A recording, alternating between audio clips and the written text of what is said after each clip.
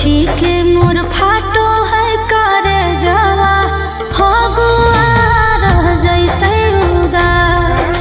सोची के मोर फाटो है करे जवा फगुआ रह जैते उदास।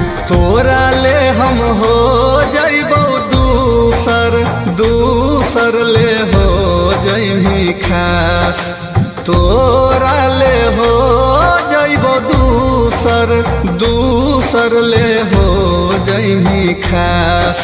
सोची के मोर फाटो है करे जावा फगुआ रह जइते उदास। सोची के मोर फाटो है करे जावा फगुआ रह जइते उदास।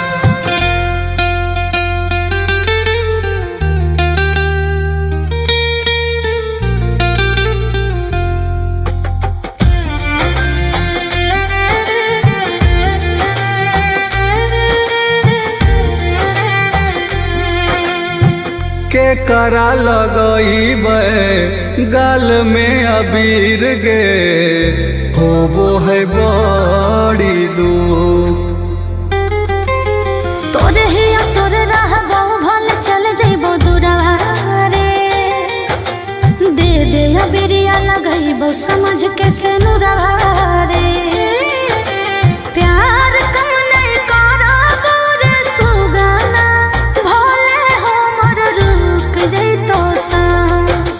सोची के मोर फाटो है करे जवा फगुआ रह जइते उदास। सोची के मोर फाटो है करे जावा फगुआ रह जइते उदास।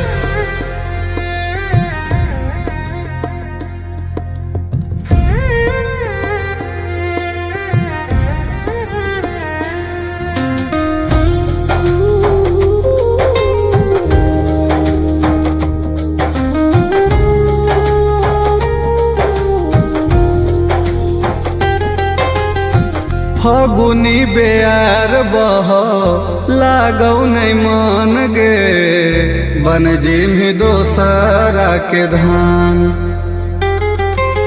टूट जे तो सोनावा तोरा से मोर नाता रे। हो तो हे लिखल कहू जे विधाता रे।